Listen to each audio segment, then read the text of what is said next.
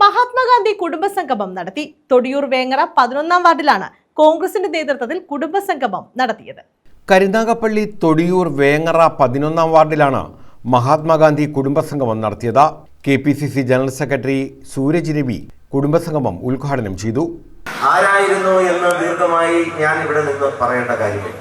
ഭാരതം ജന്മം നൽകിയിട്ടുള്ളതിൽ വെച്ച് ഏറ്റവും മഹാനായ പുത്രൻ ആര് എന്നുള്ള ചോദ്യത്തിന് ലോകത്തിന് ഒരു ഉത്തരമേ ഉള്ളൂ, അത് മഹാത്മാഗാന്ധിയാണ് എന്ന് നമുക്ക് എല്ലാവർക്കും അറിയാം. അതുകൊണ്ട് തന്നെയാണ് ലോക പ്രശസ്ത ശാസ്ത്രജ്ഞനായിട്ടുള്ള ആൽബർട്ട് ഐൻസ്റ്റീൻ അദ്ദേഹത്തിനെ പറ്റി പറഞ്ഞ വരികൾ ഇപ്പോഴും നമ്മുടെ എല്ലാ മനസ്സിലൂടെ കടന്നു പോകുന്നത്. മജ്ജയും മാംസവും രക്തവും ഉള്ള ഇത്തരത്തിലുള്ള ഒരു മനുഷ്യൻ ലോകത്ത് ജീവിച്ചിരുന്നു എന്ന് വരും തലമുറകൾ വിശ്വസിച്ചേക്കില്ല എന്ന് ആൽബർട്ട് ഐൻസ്റ്റീൻ പറഞ്ഞ മഹാത്മാഗാന്ധി. ഒക്ടോബർ മാസം 2-ാം തീയതി അദ്ദേഹത്തിന്റെ ജന്മദിനമാണ് എന്ന് നമുക്കറിയാം.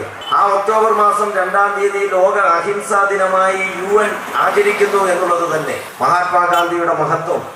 മങ്കുഴി പടിയറ്റത്തിൽ ശശി അധ്യക്ഷത വഹിച്ചു. തൊടിയൂർ കുട്ടപ്പൻ സ്വാഗതം പറഞ്ഞു. അഡ്വക്കേറ്റ് KA ജവാദ് മുഖ്യപ്രഭാഷണം നടത്തി.